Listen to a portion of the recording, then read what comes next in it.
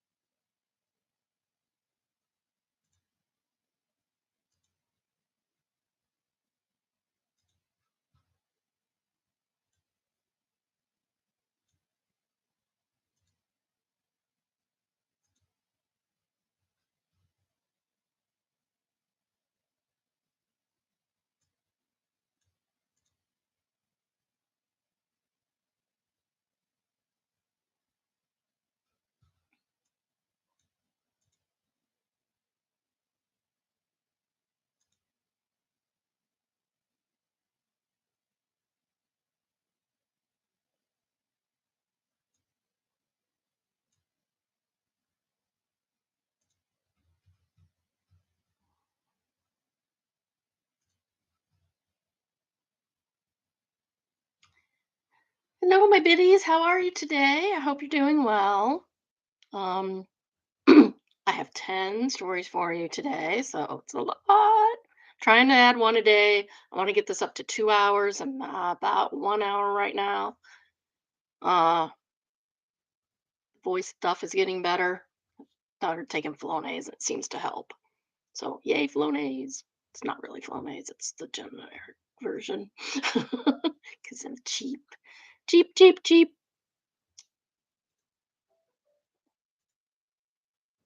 Alrighty, let's get into it. Oops, I need to do one thing. Hold on just a second. Give me just a minute. Lives is lives. Okay, there. All right. We'll start off light and fluffy with an I don't work here lady. Employee wanted my name to compliment me. Employee wanted my name to compliment me to our manager. This is a bit of an inversion than the usual lighthearted and funny one. Ah, darn it.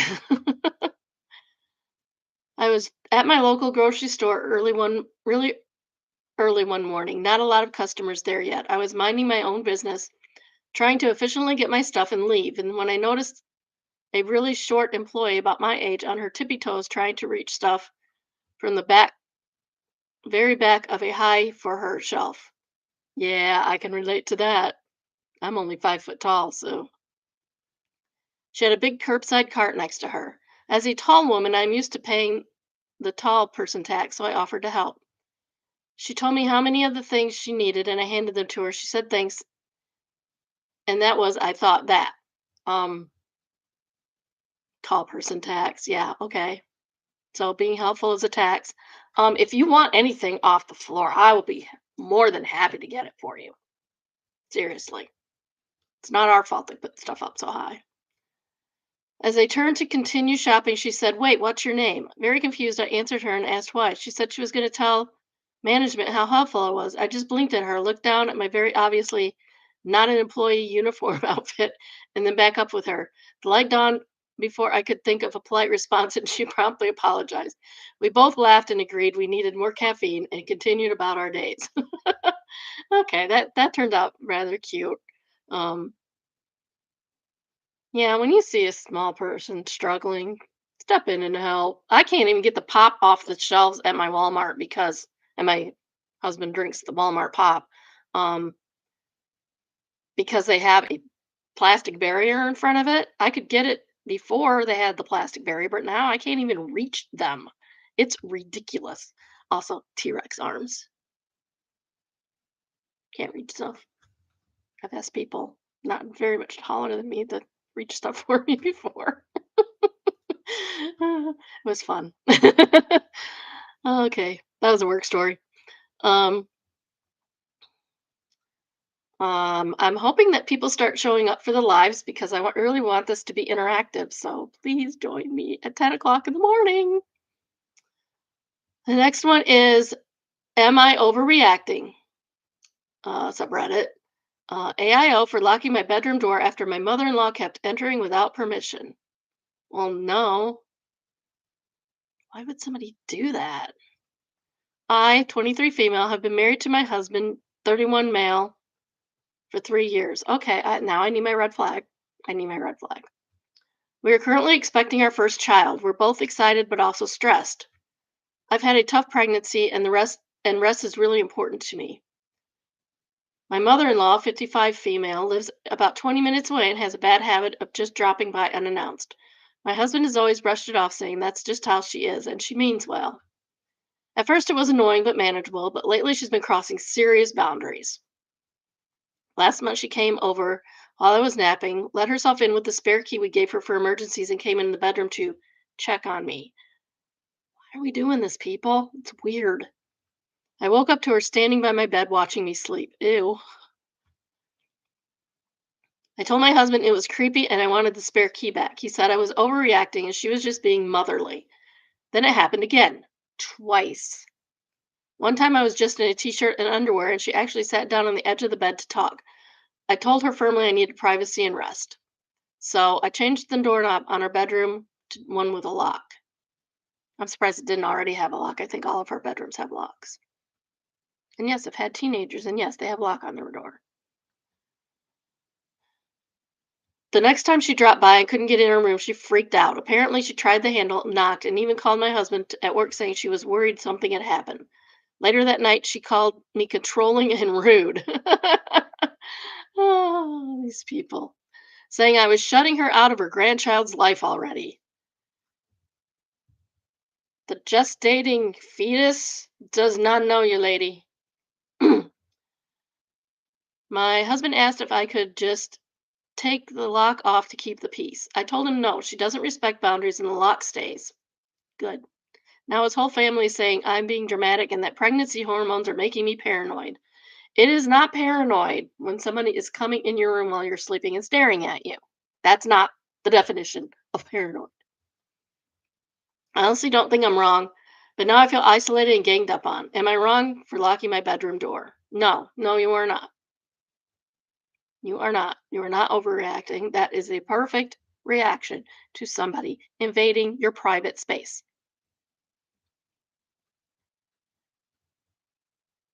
I feel uncomfortable going in my kids' bedrooms at their houses. I just, it's not my space. Um, First top comment is NTA, you've got both a mother in law and a husband problem. No, it's not hormones, it's a gross violation of privacy. Correct. You married him, not her. I suspect if you'd known she'd be allowed to waltz into your both your bedroom and bathroom unannounced, you'd not have even dated him, let alone marry him. Do they somehow not realize people can carry a phone in their pocket now that they can use to call anyone anywhere in the world at any time? Well, not really, because that'd cost you some money. She doesn't have to panic, but yeah, you can like at least everybody in your country and some other ones. She doesn't have to panic if she can't open the door that's not in her home. This is all 100% a power move on her part. I would tell your husband that either she no longer has keys to your house or that you'll have new keys because you have moved moved without him. This truly is a hill I would die on. Maybe she thinks this is normal, but it isn't. You're not hormonal. You're not being ridiculous or paranoid. This is incredibly offensive behavior. I noticed she said that you were shutting her out of her grandchild's life. The baby isn't even here yet. She has zero rights to your child. Correct. Being allowed in your child's life is a joint decision by you and your husband. It is a privilege for her to be allowed this. She gets no say so whatsoever in what you do with your baby, short of you abusing the child. Tell your husband this may be just how she is, but he has got to stop enabling it by justifying it and allowing it to continue. If he knew she was like this, why did he ever think it was okay for her to get a key? I'm dead serious. I would divorce over this issue. Yeah, this commenter is completely correct. And I have no rights to my grandchildren. If I don't behave myself, they have every right to restrict my access to them. Um, yeah, but I try to be the good mother-in-law and don't do stupid stuff. Try. I'm sure I have, but I try. Next one is from Entitled People. It's entitled Head Cheerleader Tries to Argue with My Daughter Over a Parking Space. Okay, that's kind of strange. Anything with cheerleaders is kind of. School is back, and so it's back to life. School is back, and so it's back to life, back to reality. Oh, that needs a comma. School is back, and so it's back to life, back to reality. Okay, now I'm being silly. My daughter goes to school and parks wherever she can get a spot in the student parking lot. On Friday this week, she gets to one spot and the head cheerleader pulls up, beeps her horn, and says, "Excuse me, you're like in my spot." My daughter tells her it isn't her spot. No spot is reserved for anyone since school started. She hasn't seen the cheerleader parking in the so called reserved spot. The cheerleader finds another spot. Once in school, she approaches my daughter at her locker and demands that she go move her car, or she will call a tow truck. Wow. My daughter tells me politely again there's no reserving spots for parking, and it's not going to injure her legs if she has to walk a little longer. Yeah, it should be good for you. You should be in shape. You're a cheerleader, girl. A teacher walks by and asks what's going on. The cheerleader tries to play victim of her parking spot being taken. The teacher reminds her that there are no assigned parking spots and to stop making a big deal of it. My daughter leaves her locker and goes to homeroom. By the time my daughter returns to her locker, she finds notes taped to her locker calling her a parking space thief. No, she's not. My daughter goes to the principal and reports the harassment she has received. By the time the two are in the same class they share, the PA system says, "Will insert name report to the principal's office." I can only imagine the conversation between the cheerleader and principal went. Small update. Cool. There's updates. Saw someone in the comments saying social status, and it could be cheerleader sees herself as queen bee. My daughter is captain of the girls' soccer team, but unlike cheerleader, my daughter doesn't let her status as the captain of the soccer team get to her. Update. As I was getting in my as I was getting my mail, a car came speeding towards me. I took my phone out of my pocket, hit record, and then out of the car came the cheerleader mom asking what was wrong with my daughter taking the parking spot. Oh my gosh, cheerleader moms are even worse than cheerleaders. I slipped my phone in my pocket and told her, the school doesn't pick a spot for students to park. First come, first serve. The mother tells me her daughter needs to be able to get the parking spot or her daughter will be cursed with bad luck. Where are we living? Where are we living? Oh, she won't go to the school she wants to go to. She considers the spot lucky because her other three kids all had so called good luck when they parked there. Maybe if you want to have good luck, be nicer to people. Just um I just laughed at her saying, luck is what you make for yourself, not actual superstition. As I turned to leave, I heard the woman scream, your daughter better watch herself on the soccer field and around school. I'd hate to see her have what happened to Nancy Kerrigan happen to her. Oh, we're invoking the Nancy Kerrigan Tanya Harding fiasco. I lived through that. That was an interesting time. Once back inside, I checked my recording and got everything on audio. So if she or her daughter or anyone tries doing anything to my daughter, I have evidence she was behind it. Thank you, everyone, for your concern. The police and principal are informed of both the cheerleader and her mom.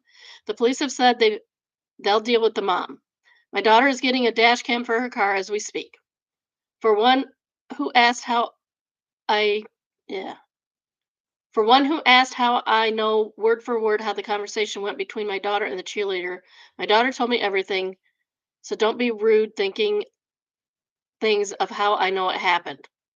Also, again, the police and the principal have been informed. So please stop posting them involved getting okay. She didn't say getting, she said get. Also again, the police and principal have been informed, so please stop posting getting them involved. They already are involved. I've told them everything that happened. So yeah, the first top comment is good on your daughter for standing her ground and handling it calmly. Sounds like the principal set the record straight too. Good on the principal, because so many times they screw this up. So many times. Um, I had a situation when I was in middle school, and we had, that's when the policies, zero tolerance policies started. Um, and this girl accused me of attacking her. Now, at the time, I weighed like 90 pounds, and this was not a small person. Um, so, she goes to the principal and tells him the story, and then I get in there, and he's like, okay, what happened? I'm like, I don't know. She pulled my hair. Like, what was I supposed to do? Like, I don't even think I fought back. Um, so yeah, she got suspended. I did not. Lesson learned. She didn't mess with me ever again, which was good. She did try, she did get arrested for passing bad checks later on in life. This is weird. Oh, there we go. Okay. This is r/AITAH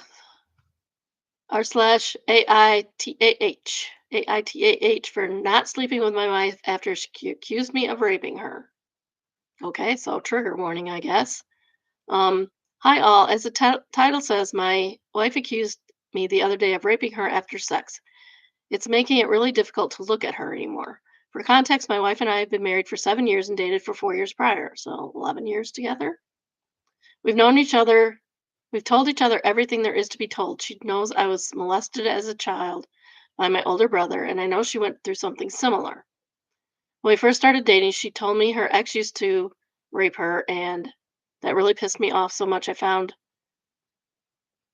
So much I found through his Facebook, found what time he had to go to work literally by ringing them and asking, and even found out what bus he took to and from work, and I was ready to go to prison over this. Thankfully, a chance call from my wife stopped me from doing anything I would now regret. Well, that's silly. You don't know. That's silly. Don't do that. If she presses charge, I mean, this is like one of the things that men get away with the most. Only like 3% of rapists ever go to prison. Very small percentage even ever get to arrested for it. Last week, while me and my wife were cuddled up post alone time, she says, technically you raped me. What? Naturally, I was both shocked and confused by this statement, especially since she was the one to initiate and drag me on top of her. So I asked her what she meant. She told me, well, I didn't actually want sex. I only did that because I knew you wanted it. Okay, that's not the definition of rape. This one sentence has me questioning our whole relationship, how many times she has done this in the past where she felt pressured into having sex with me without realizing it. Was she confusing sexual frustration with work frustration? I was not being kind enough for her to think her this way. Was this what she meant when she says ex raped her? I was really willing to go to prison all those years ago over something like this, never over a misunderstanding. That's not a misunderstanding. That's not a misunderstanding. She did not, if she did not want to initiate, she should not have initiated.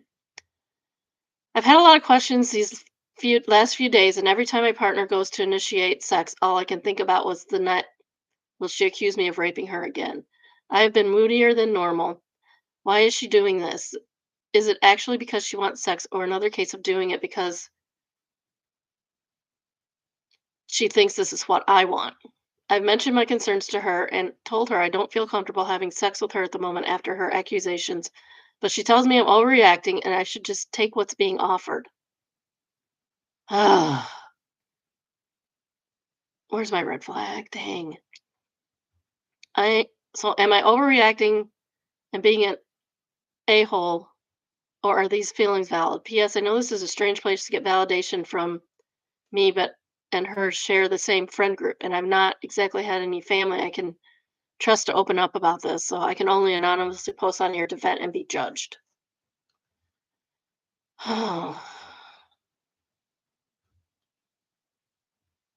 So the top comment is NTA. Her response to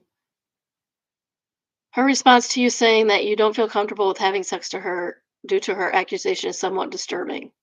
You should take what's being offered as exactly what you did, and she essentially weaponized that against you, knowing your traumatic history. How are you to know if the next time she initiates, it won't turn around to be the same thing? Exactly. Like she initiated. She initiated. You can't turn around and say somebody sexually assaulted you when you're the one initiating it.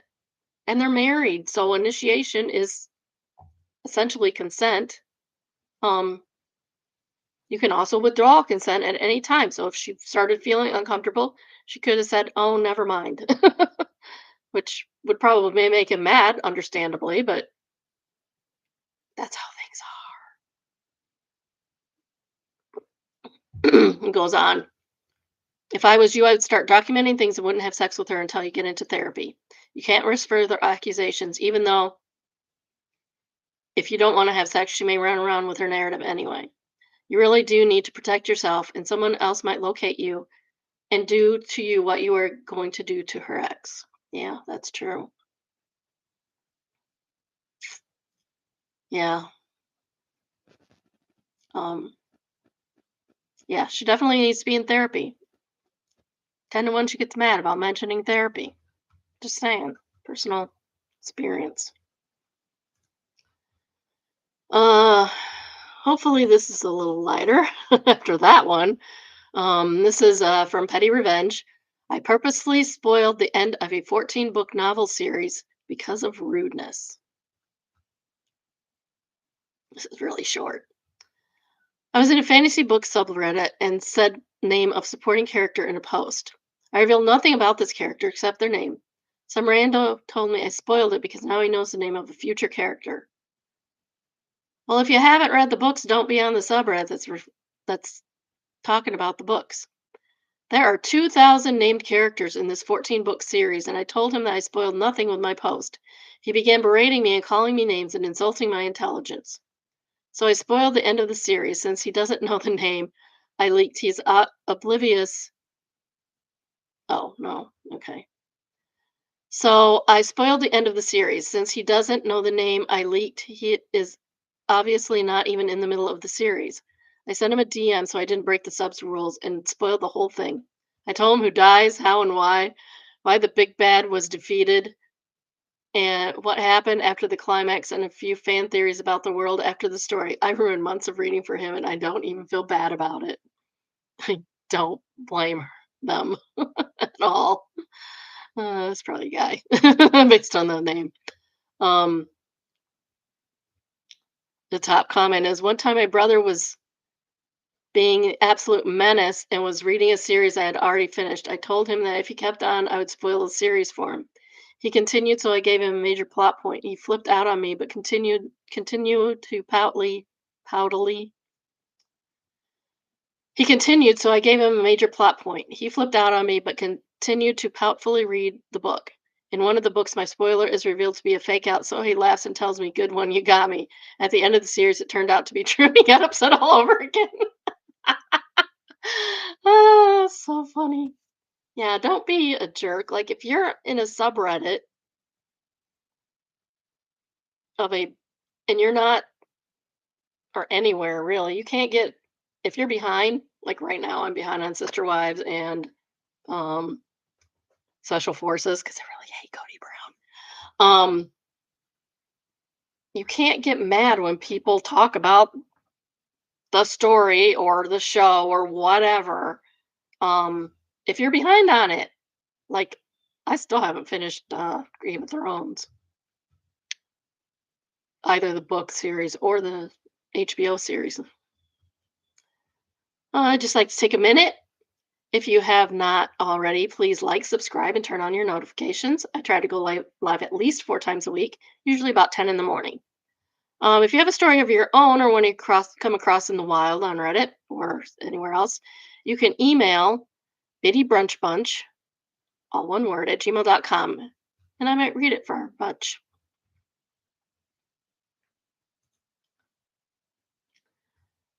Uh, this is from a deleted poster entitled, or it's from the subreddit What Should I Do? This says, I was just diagnosed with an STI. I've been married and faithful for 10 years. Depending on the STI, that might not be what you think it is. I'm really at a loss here. I desperately need advice, but I'll give some background here. I, female 34, have been married to my husband, male 34, for 10 years now. We've been together for 12 years total with dating and engagement, though. So, a 12-year relationship. Our marriage wasn't perfect, but I never expected something like this. My husband was a romantic the first few years, but after having our daughter, the romance fell off, as it does. We fell into the parent roles with him acting more distant than present. That's not good. I simply jumped into the role of motherhood full force and decided to let him do whatever it was he was doing after years of asking what was wrong and begging for a date night. We became glorified roommates, FBs, who occasionally co parented. The last few months, though, have made me suspicious, and obviously for good reason. New underwear being bought, wanting to be clean cut before leaving for work, whereas I got the homeless look, staying up late on game chats, Discord, or late night, overnight fishing trips. Then I noticed something was off about a month ago. I needed to make an appointment with the OB. I didn't outright accuse my husband of anything, but things, when I say they were not right, they were not right. Then out of the blue, I'm jumped with a date night a few days before my appointment. Literally a random date night after 8 years of not being taken out. That's really sad. Like, why would you do that? I truthfully didn't know what to think. I admitted I was suspicious of his motives after so long, and I was tired from working all week and didn't feel like going out that night, whereby I was accused of gaslighting him, of course. But we did end up going out the next night after a bit of planning and rest. Anywho, I got to my appointment to make a long story short, I forgot a tampon. So I'm thinking to myself that thank God I didn't jump to conclusions and just outright accuse my husband. This was a matter of my own forgetfulness and stupidity. The OB still takes a culture, though, just in case, because I've had a tampon in for God knows how long, an infection, etc., etc., etc. I put on Cipro just in case and told if anything comes back from the culture, they'll call within 5 days. Wow. Well, they're not having sex because that would have been discovered, hopefully. Well, they called and it was not the news I was expecting. Not just an infection from my ignorance, but a full blown STI. One predominantly found in pregnant women. That's weird. Now, one, let me be clear. I've been faithful to my husband since the word go. My loyalty to him has never wavered. I have truly loved him from the bottom of my heart and would never betray him. Two, I'm not pregnant. I received the news while at work, so added humiliation of having to explain why I was sobbing to my supervisor. Don't answer doctor calls at work. Just saying. Most of the time when they call you, it's fine, but sometimes it is not. I've confronted him, and he swears up and down he never cheated. This has to be me. He claimed he contacted our landlord and broke the lease, only to backtrack and say that he never actually did. I've been screamed at that I am a garden tool. Use your imaginations. Only now not to be trusted. And he knows I wouldn't do that. Oh, he called her a hoe. Every fiber of my being says run, but where? What do I do in this? I have no family, no friends I can turn to. I feel gross, disgusting. I'm terrified some random woman is going to show up or a basket with a baby left on my doorstep.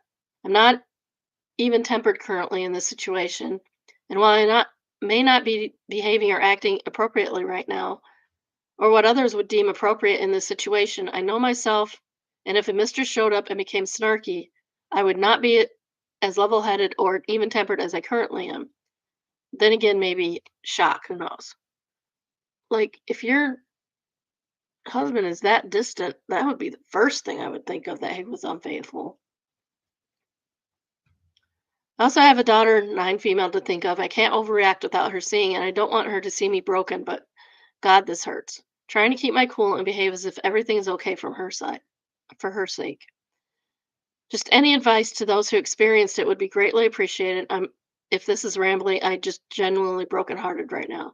Well, it would be nice to know what the STI was exactly, because her information could be wrong. Edit. I didn't realize I would need to put contacts into the STI. My OB told me, but here it is. Ureaplasma parvum. Yeah, that's one I've never heard of. Let's look that up.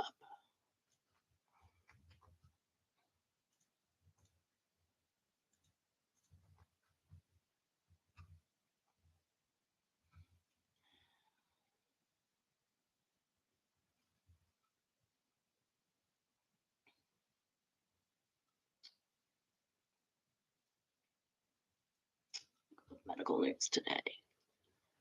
Part of the body's bacterial population. In most cases, they live in balance with other microbes without causing a problem. However, sometimes they can. Okay, so this is not what she's leading it on to be at all. Many people who have ureaplasma in their bodies are unaware. However, ureaplasma can be opportunistic and grow in higher numbers and cause infection if circumstances allow.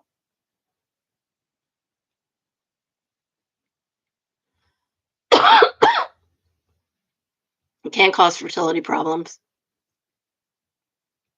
and not much is known about it.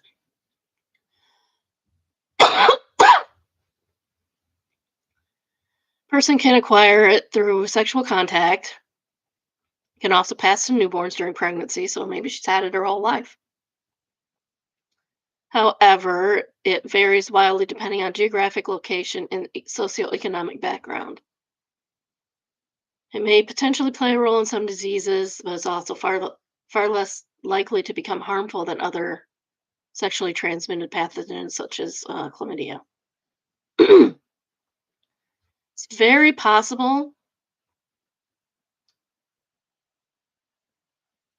Yeah, a 2020 study said that um, they found the presence of it had a strong association with increased pH level in the vagina.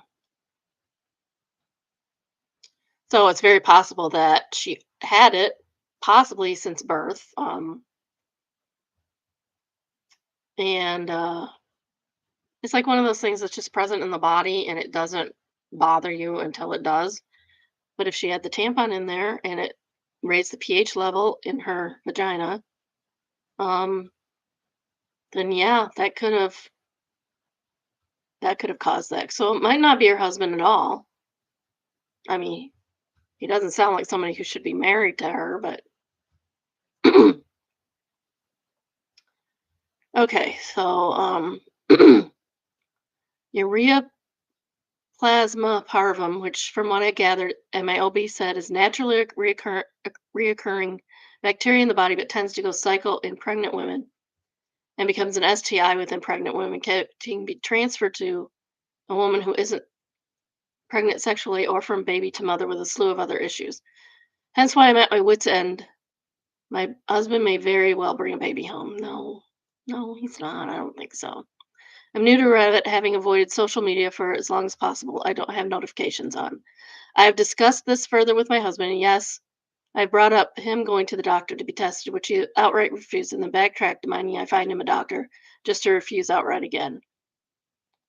Well, if he's not cheating and she's accusing him of cheating, that can make somebody angry. So I get that.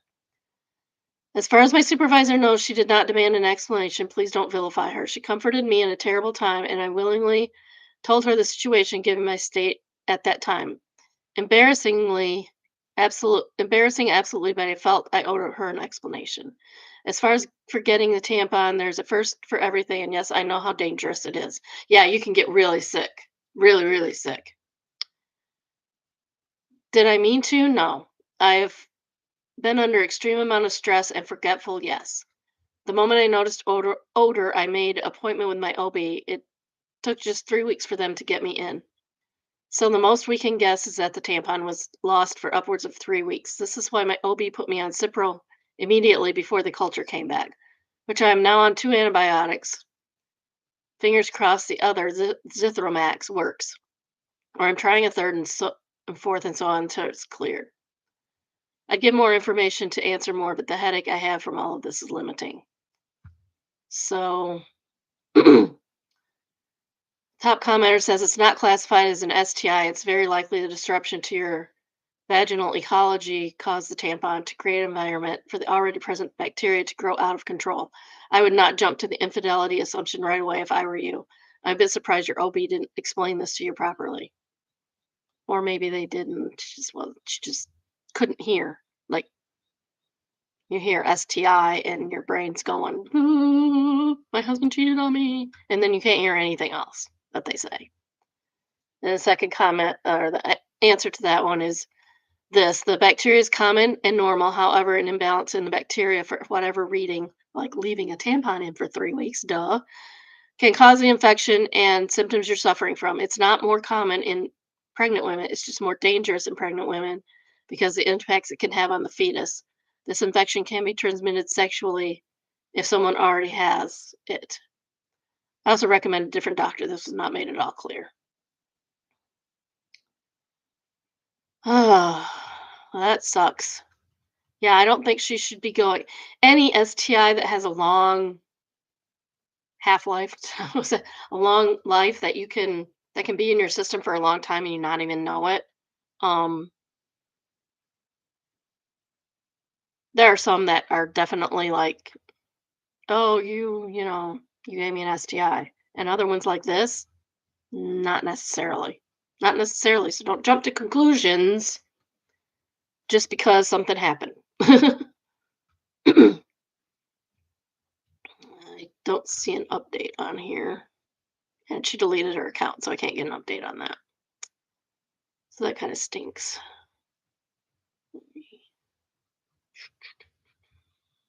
Oh, Yeah, I hope her husband and her husband and her work things out.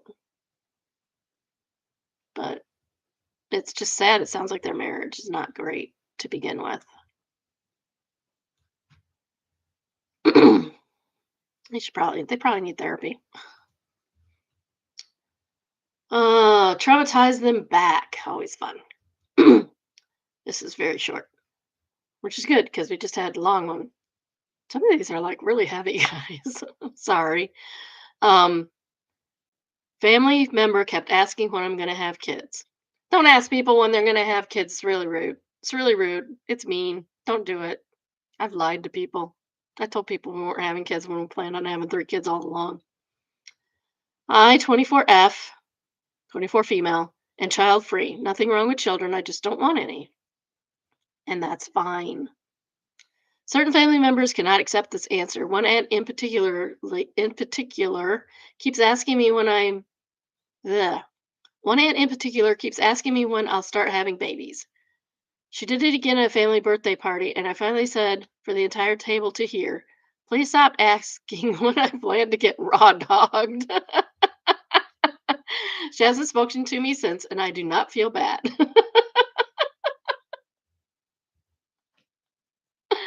Oh, that's good. Sometimes you just have to be like outrageous to get people to shut up. Oh my goodness. Yeah. Stop asking when people are going to have babies. Not everybody wants babies. If you don't want a baby, you should not have a baby. Simple. And if you want a baby, best of luck on having a baby. Sometimes that doesn't work out all that well either, and it's sad.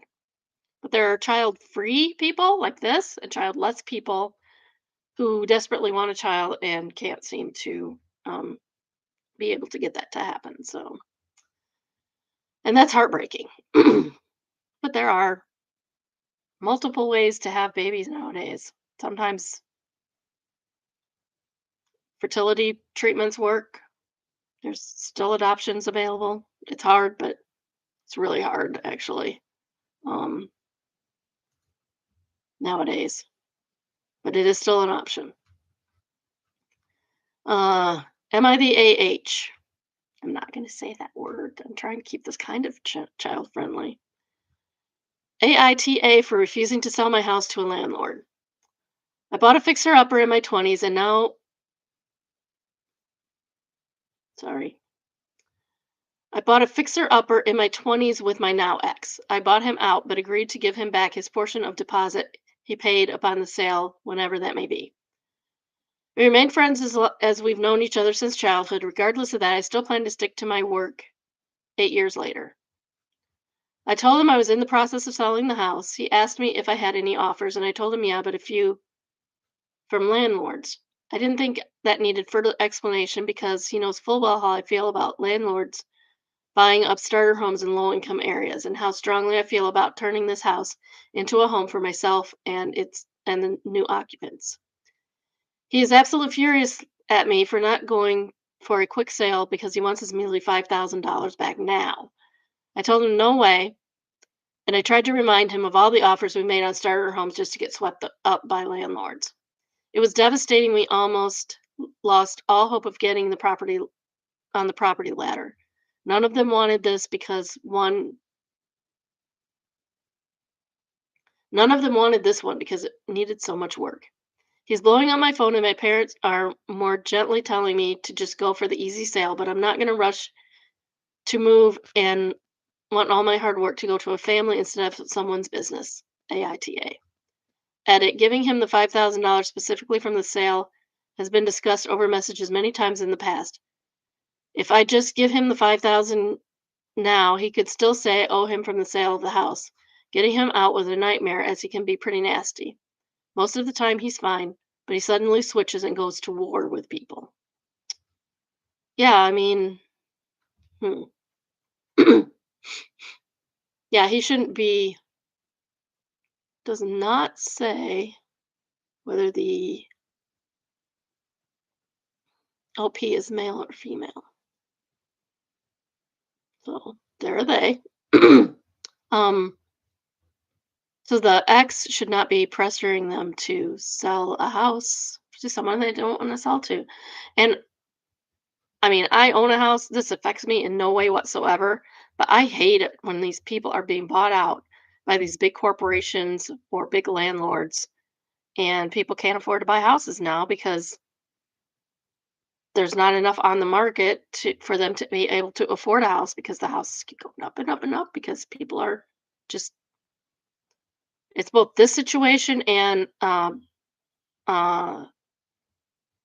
Airbnb situation. People are buying houses to rent out and they're not going to people who need homes. And especially with the Airbnb, they just sit there most of the time. It's really, really not good. Yeah, I don't.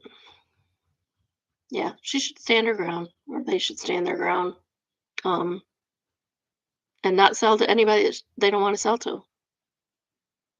They're not the one.